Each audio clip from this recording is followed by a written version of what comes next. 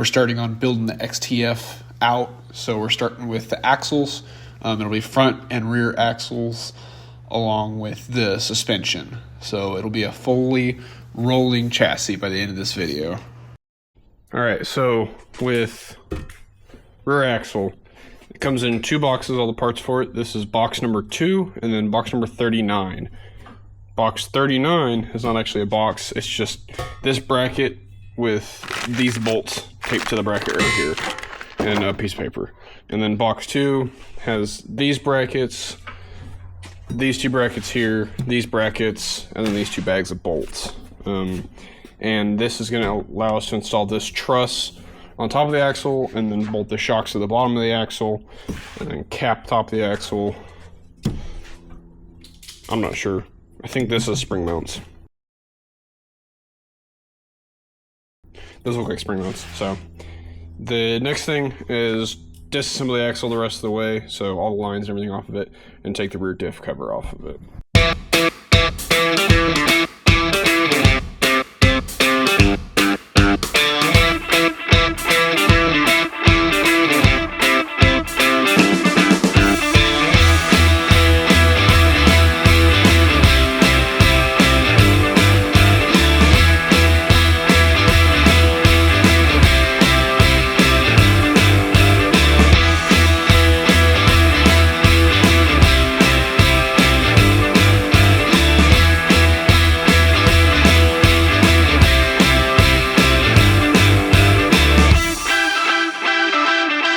Got the gasket material cleaned off of the cover and got it cleaned off of there as well. I wiped down that, so we're gonna go ahead and install this before we cut off the shock brackets. I definitely should have cut it off beforehand, but I forgot to. And I don't want to send metal into here. So I'm not sure what sealant they tell you to use. Black RTV. Just black RTV. I'm using TA357. This is the Ford stuff. It's what Ford uses for everything. Rear ends, front covers, all of it. They use the same stuff. So I'm gonna go ahead and use this, silicone that, and then we're gonna set that on there, silicone the front of that, and then we set the cover on there and bolt all of it together in one piece.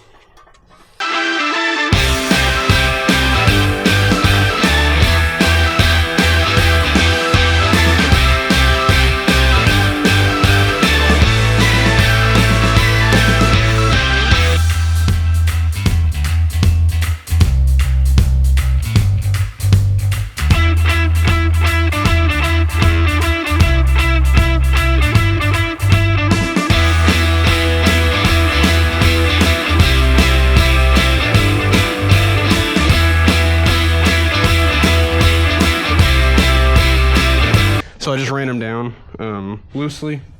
Now what I'm going to do is I'm going to crisscross it to make sure it goes down flat and tighten it all the way up. They give a torque spec. I mean, nice and tight is tight. So it's definitely going to be bolted down here and torqued through this. So this is an only point of contact for holding the frame together.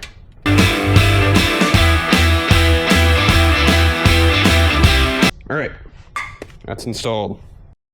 So we got that diff cover on. Now we're going to cut these off. The instructions, they tell you to use an angle grinder. So I'm going to try that. I'm going to see how it goes. If that doesn't work, then I'm going to just use an angle grinder. I'm just going to chop it off with that. But for now, I'm going to try their way, see how it goes.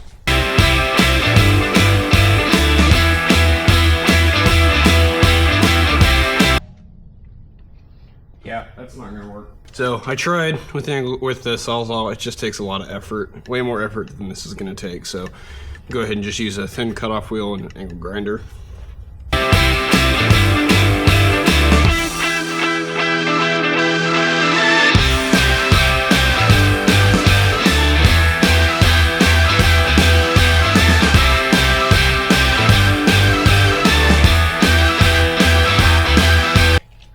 Both of those are cut off now. I'm going to go ahead and I'm going to clean those up, grind those down so they're nice and smooth with the rest of the axle tube. In the picture, they just cut it off flat. And there's nothing wrong with that. I just don't like aesthetically how it looks. So I'm going to go ahead and clean it up so we can paint the whole axle and make it all uniform in color. Truss is installed. So we went ahead and drilled these holes out. So you've got to drill out a 5/8 hole all the way through where the leaf string would have sat. So So we got that drilled on all 4 corners. This is a real pain. It takes a lot of patience and a lot of time, but we got all 4 of them drilled out. So now we're going to stick the brackets on there, and then we can start prepping to paint the axle and get that painted.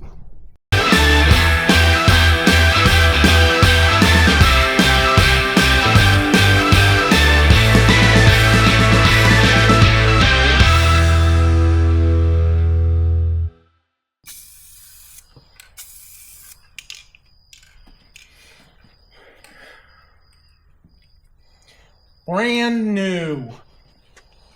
Axle is now fully painted. By no means a paint professional, so it's gonna get a coat. Professional. It's gonna get a coat, and we're good. We're calling it good. So next step is we're gonna put those brackets on, and then it'll finally be time to set the axle underneath the frame, and then we're gonna start doing the 4-link and the crossbar, and then shocks and struts and springs, and it'll start to actually look like a truck in the back end. We're going to install the lower arm brackets now. How they install is you have the kickback that goes towards the front of the vehicle, and then the inside is going to have 2 bolts with 2 nuts, and then the outside is going to have a U-bolt with 2 nuts on the bottom of it. So The outside, right?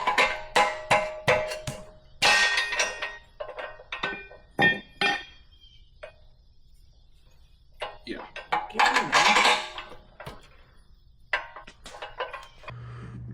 So this is from the future. I'm editing this video. I want to tell you, I make a very big mistake right here. I decided to hammer down these bolts, and what I'm not realizing is that when you hammer bolts through a tube, it spreads the bolts out. So when you go to put the bracket on, the bracket doesn't want to fit because the bolts are out here and the bolt holes are here. So what you should do instead, because I'm about to struggle right there and it won't go on, is instead of bolting this down before you install these, which is what the instructions say to do, what you should do instead is leave this a little bit loose to where this can pivot back and forth, and your holes are drilled out a little bit farther. I think when we measured, we didn't measure correctly, and it caused some issues. So leave this a little loose, and go to line your bolts up, and go to line your holes up, and clamp everything together, then tighten this up. You can leave it loose, but make sure the bolts go through. Because we struggled with this here, installing these brackets here, and then also installing the bump stop mounts on the other side. That was a major pain in the rear. Back to struggling. Yeah,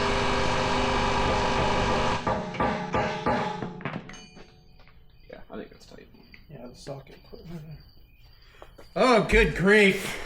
So when we installed that bracket, we did not clamp it, so we had to use a little persuasive thought to get it to line up. Clamp this to where it's flush with this. Yes, on both sides. So if you see there's a lip there, here. Oh no, I broke my tripod. Are you kidding? So there's this lip right here. That needs to be flush with here. Last night we finished building the axle, finished that truss, got all that installed. Earlier today we went ahead, we pulled the cab off of the lift. We just set it on some rollers back here so it's out of our way.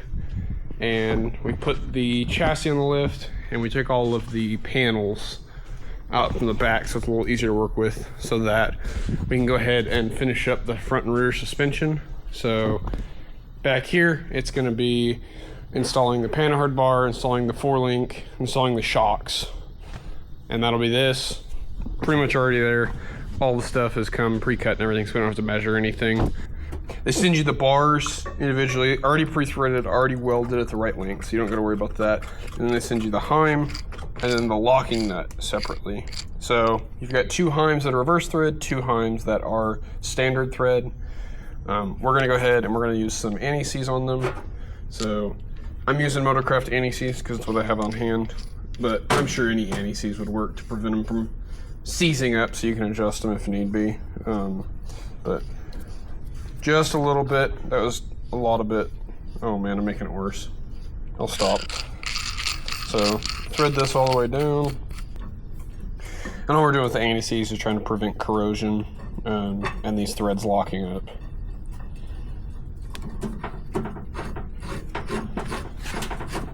And Factory 5, go ahead and notates which one's reverse and which one's standard thread with the little indents in them, so you don't mix them up.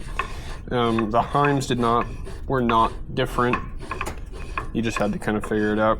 If it doesn't thread in, it's probably not the right one. Don't force it in, because I've destroyed drag links doing that. So, and then so these are the two upper arms. The lower arms are the same idea. It's Heim joint and lock nut, except you only have to do it on one side. The other side's a bushing. So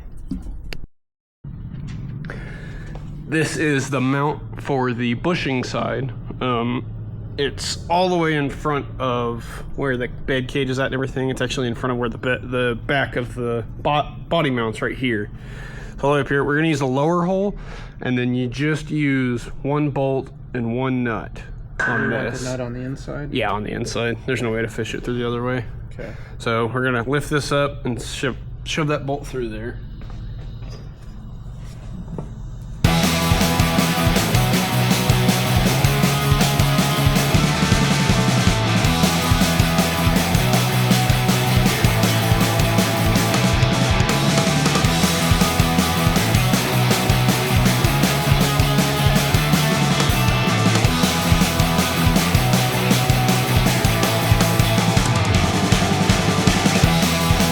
After an intense amount of struggling, we got that in. Everything's just really tight. I think it's because they measure this before they powder coat it, and they powder coat it and adds, the 1-2 millimeter. Same with putting the bolt in. The powder coat was just making it real tight, but we know it's gonna be tight in there, so that's good. So this arm's in. We're gonna go ahead and knock that other arm out, and then install them on the axle. So we're sticking in the inner ones now. So you've got your bolt, and then your little spacer goes on the inside, your Heim joint, and then your big spacer goes on the outside, and then the nut on this outside goes out here. So for these upper bars, you go to the lower hole for now. The upper hole's for pinion adjustment if need be.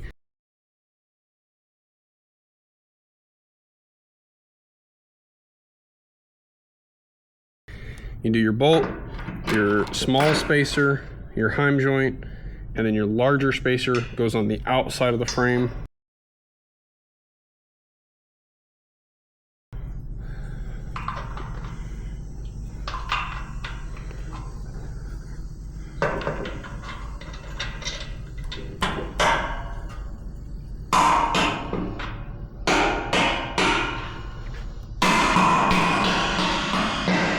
And then your lock nut goes on the outside.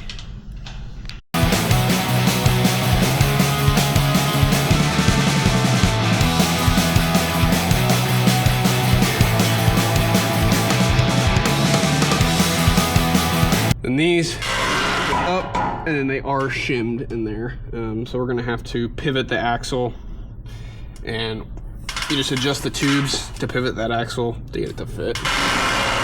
And they're shimmed.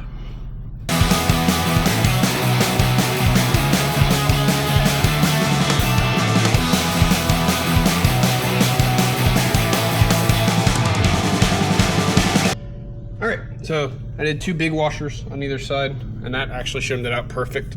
So we're not gonna have any play in that. You don't have to worry about trying to pinch this bracket together.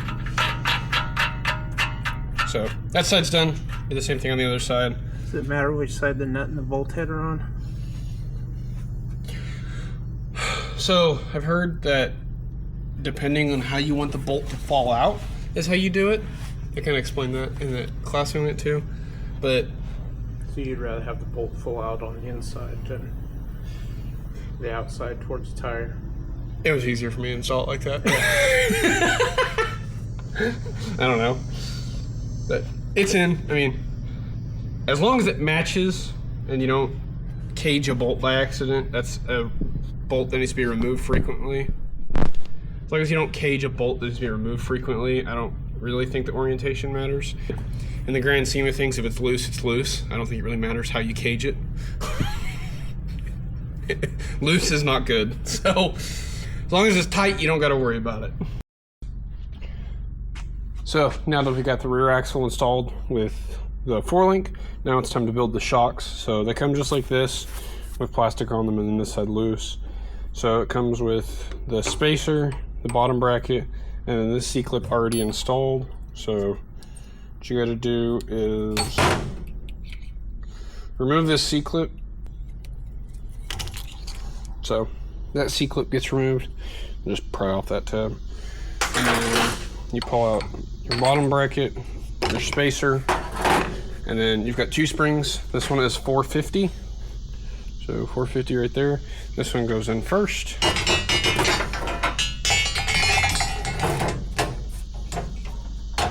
And then this spacer goes in with the flat or the skinny part up. And then your second spring, which is 600. So right there, 600 goes in. And then this with the flat part goes up. And then your C-clip goes back. So these are decompressed all the way right now, so it won't have anything on it, but as soon as we put weight on it, it'll compress it and it'll sit back at ride height. Come on. There we go. So, and then that sits just like that on there. And then obviously all the way down. So I got the other one built, so we're gonna go ahead and install these now. So we're getting ready to install these shocks. I went ahead and spun these collets all the way down to set the preload on these to 0. Or not set to 0, but set it to where there's not any tension on this. Just tight. And then, so we're gonna snip these, and then they go in the rear bolts on both sides.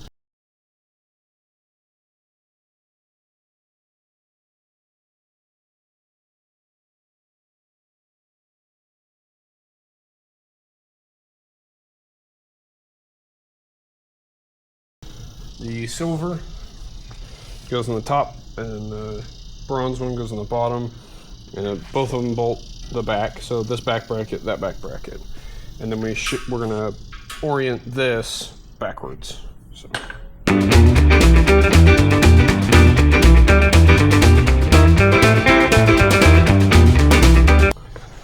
All right, so we had to pry this out to get it to fit. It's a really tight fit in there, but we got that in.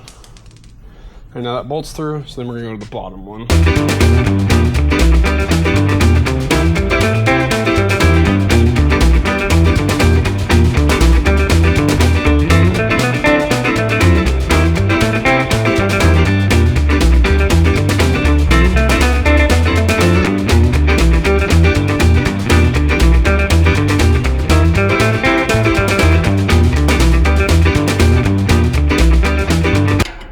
So we got that in. We kind of had to fight to get the nut or the bolt through, just tightness and everything. But the bolt started, so we're all good there. So we went ahead and we moved this shock forward because when it's in this back position, this reservoir, oh, that's hard to do with one hand. The reservoir does not mount over there very well with it up front. So we moved it back here, but we left it at an angle. The guide does not give a very clear on where they want you to put these. So one of the photos they show the front, or the top is in the front, but they never explain the bottom. And then if you look through the photos, it looks like it's in the front, but you can't really tell because they're not very clear and they're not pointing at it.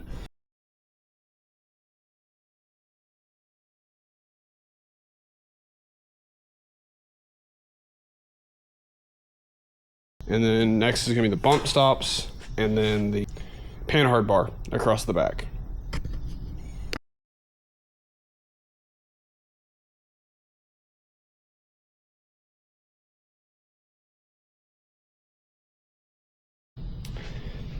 So the rear reservoir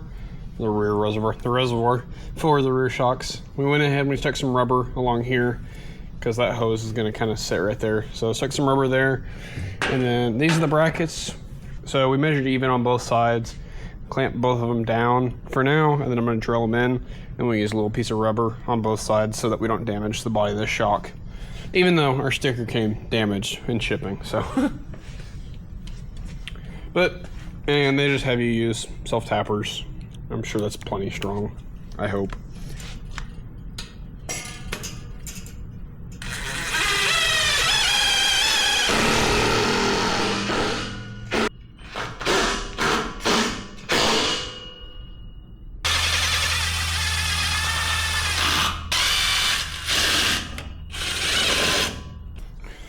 That's in, damage sticker, which I just love to look at. And then we're just gonna trim the tails off of this with a die grinder. So for the bump stops, you've got your bump stop bracket right here, your OE bump stop, and then they give you a new bolt and a new nut. So you have these little tabs right here. It just goes in like that, and then your bolt fishes down in there. Maybe, if you can get it, or if I can get it, come on, there. That fishes down in there, bolts up like that, and then the nut on the back side. And then it's a 3/16 Allen, and then that nut's a 13.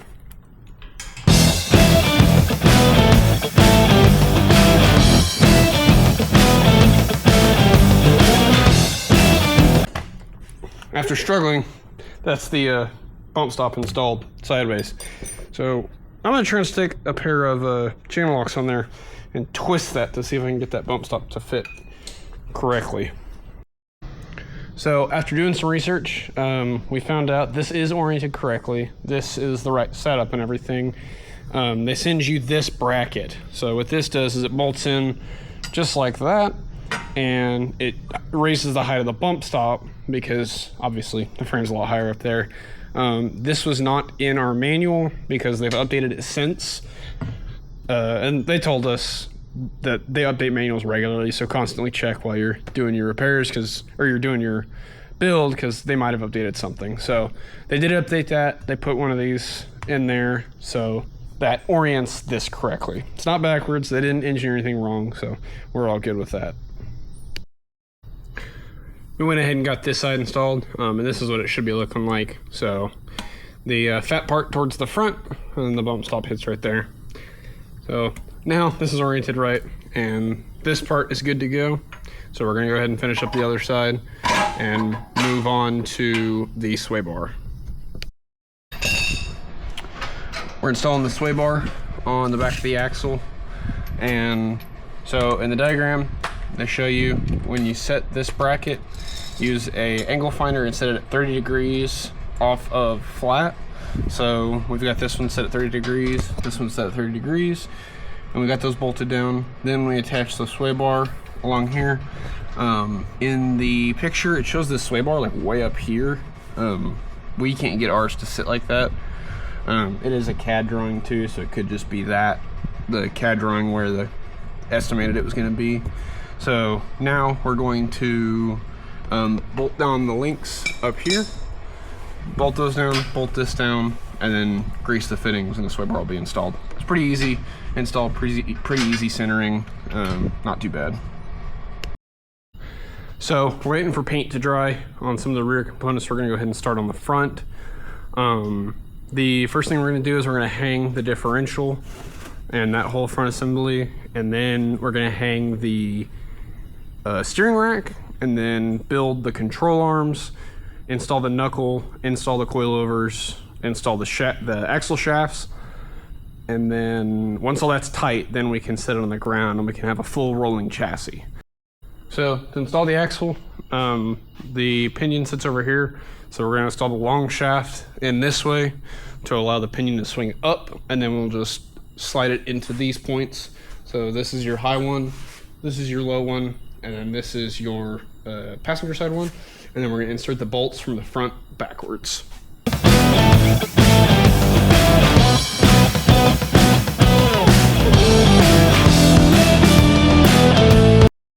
now we're gonna put the steering gear in. So you got 2 bolts, a longer one and a shorter one. The shorter one bolts in on the electronic power steering side. Longer one bolts in on the steering, the actual like gear, or where the shaft bolts in.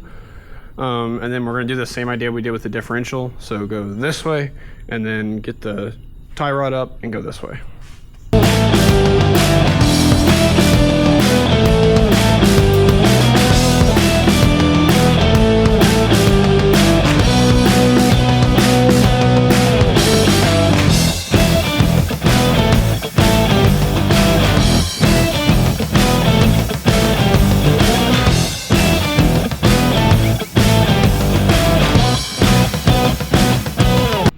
All right, so the secret to getting this in is, one, struggle. 2, take both your rod ends off and lengthen the rod all the way to the passenger side. And that will give you enough room to be able to get it in to where you can twist it up around and get it fished in there. They tell you to put the differential in first and then put this in. And I can almost guarantee you it is because it's even harder to get the differential in with this in than it is the other way around. So we got both these in. These are tightened but not tight, and then those are sitting in there. Next we're going to build control arms for it. So after installing the steering gear and the differential and setting those in place, next is going to be the control arms. These are bad mamma jammas. They are built exceptionally well. They're boxed all the way around.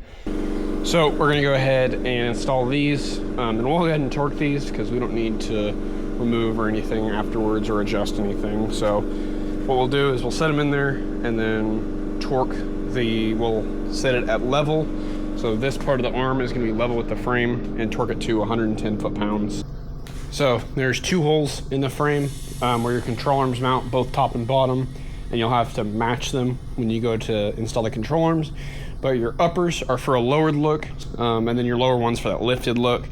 They don't really have reference pictures, but I'll put some on screen from their website of kind of the difference, what it looks like.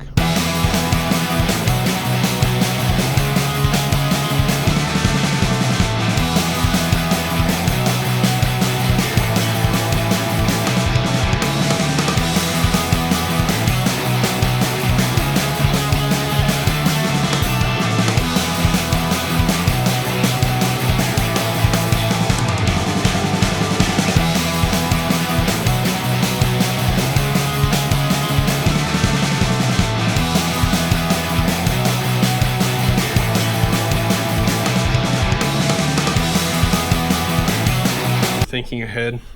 So these control arms are a real tight fit, but I think it's because the powder coat and the bushings are real tight in there. It's supposed to be like that. That's designed that way. It makes it a lot more structurally sound. But the engineers, you can see they boxed all this stuff out, and this big one allows you to get that bolt in there and then also get a alignment pin so you can tap that in there and line that up. So we got it parallel to the ground. Eagle Eye set that, so it's tuned in today. We're good. So we're going to torque these to 110 foot-pounds. So now we're building the front shocks. It's going to be the same process as the rears. So we're going to take this snap ring out.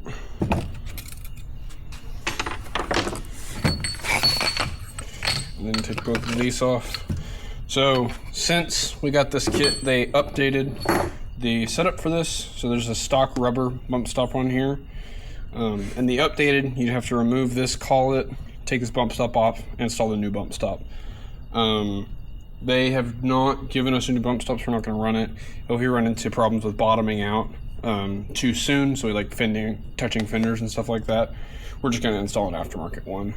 But for now, we're going to run it like this. I'm going to go ahead and spin these down to get them out of the way. I made that mistake last time not doing that, and that was a pain in the butt because I had to then spin it around the spring, and that was really frustrating. And then, so this is a separator, so it separates two springs. If we had progressive up front, we just have the single spring, so that doesn't go back on. And then a spring.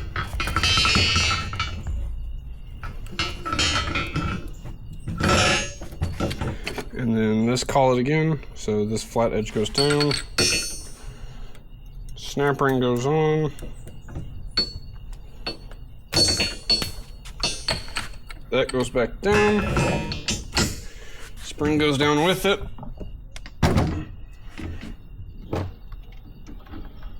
And then there's an Allen in here you gotta loosen up.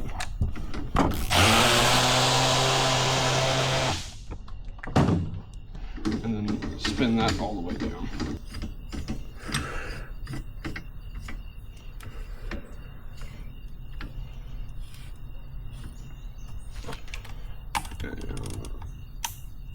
Go ahead and tighten that back down as well. All right, so that's the front shock built. And then we're gonna go ahead and install them before we install the upper control arms.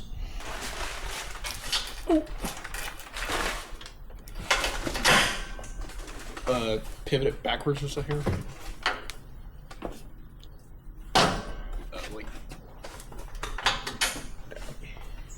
Metal is fine.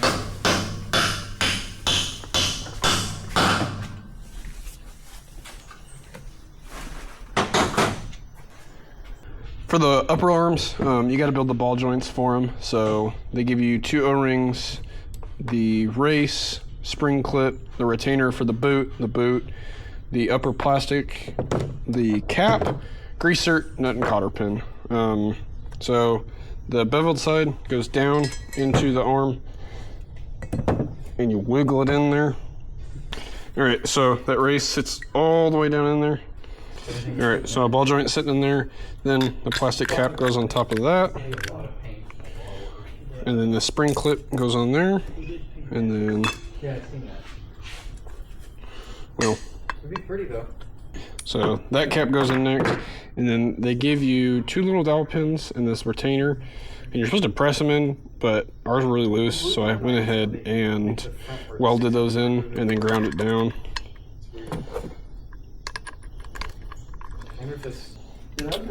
And then press down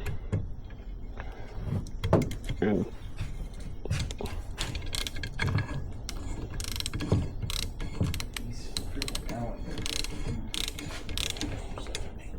so we had a couple threads in here that were boogered up. So we did the right thing, and in and out, cleaned them out a bunch. So now it's tight. You torque this to 50 foot-pounds. And then the next step is installing the boot. So,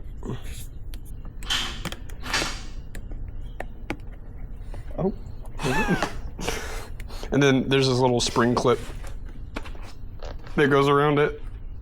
So you run that all the way around. It's kind of a bear. It's annoying.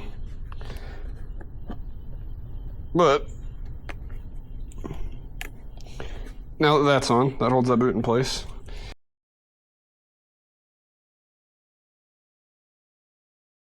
Fill it full of grease, and then install the 2 heim joints on it. The heim joints, you needed 1/2 inch of space. That's how they tell you to set it. So we spun the nut all the way back, measured 1/2 inch, and then set the locking nut. And then they slip right in to the lower holes. And these are a lot better than the lower ones are. They actually go in.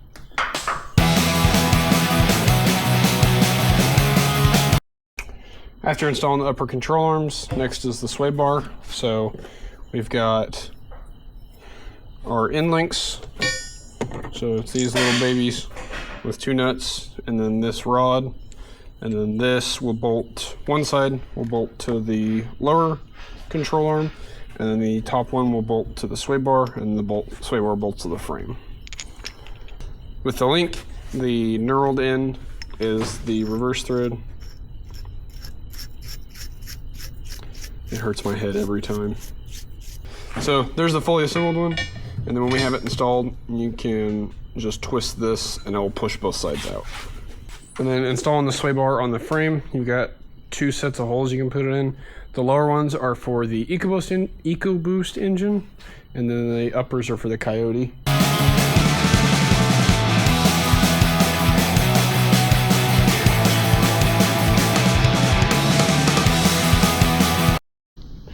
So when we went to install these sway bars last night, the CAD diagram shows that there's a tab that's supposed to sit right here that you bolt it to on both sides, and then it doesn't show this part of the tab on this side. It has the rear hole but not this front hole.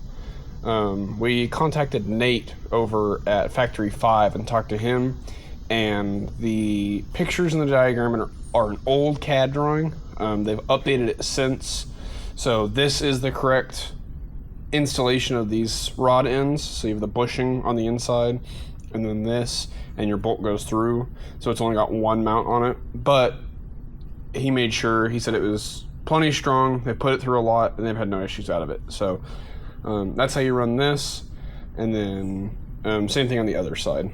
So next is going to be the CV axles. So for the CV axles, there are 2 different axles. Your passenger side has this female joint, and then your driver's side has a male joint, and then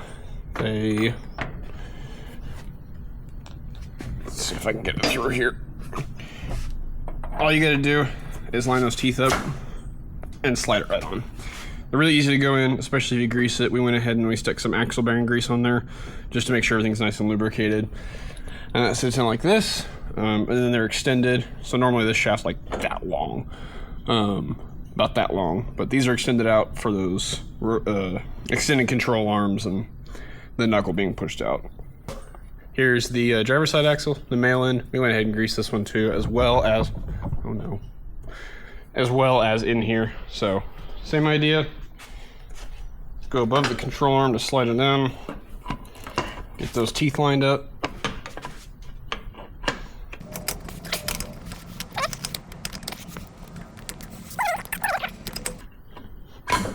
There it goes.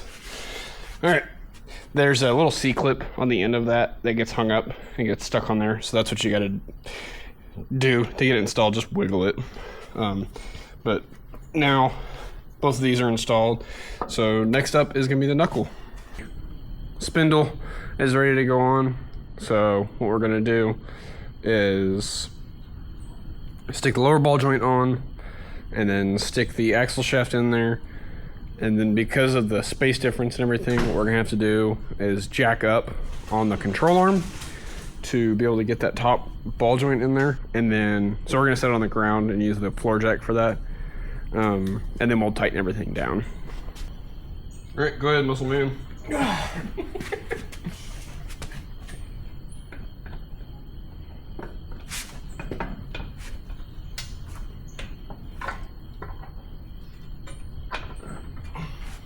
The knife? I couldn't see it. Yeah, figured you won't go.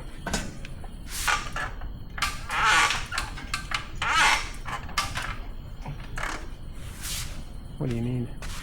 It to go up. No, it's not you, it's it. Need a little tappy tap.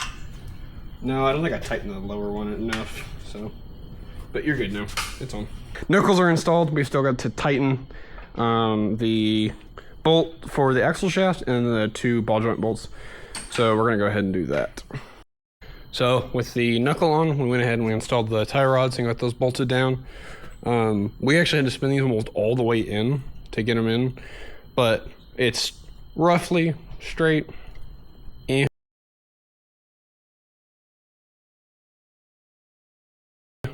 We're probably gonna have to do some adjustment here and there with it, or with the alignment. So we'll get there when we get there. That's a little bit farther down the line. But right now, we're gonna go ahead and put the wheels and tires on, and it's gonna be a rolling chassis.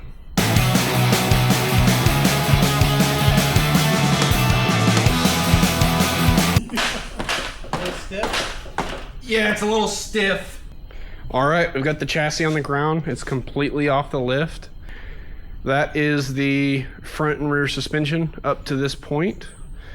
So the panhard bar is installed after all the weight is installed so that it sits at the right ride height. The next thing is going to be wiring and brakes. So our plan, they in the manual, they tell you that you can just straighten out the brake lines and get them to fit in there. That sounds like a lot of work, and I'm worried about cracking a brake line. So what we're going to do is actually plumb new rear lines, but the front ones should work just fine. So, and then wiring is wiring. We're not going to worry too much about that. They gave us extender leads and everything, so we're just going to plumb it. And it's going to run basically that triangulated part that sits right here in between the slider and the frame. It's going to run straight through there. But it's going to be on that side. So, and then after wiring and brakes, we're going to put the chassis back in. We're going to fix a couple things, chassis. We're going to put the engine transmission back in, powertrain back in. We're going to fix a couple things with that first. Oil pan's got a leak. We're going to fix that. We actually cracked the transmission pan, setting it down on some rollers. So we got a deep sump pan for that. And then we got to top off the supercharger and just overall clean it a little bit. And then that's going to get set on. And then drive shafts. And then the next thing would be the cab, and then bodywork. And it's pretty much there, you know, almost. So that's the chassis built.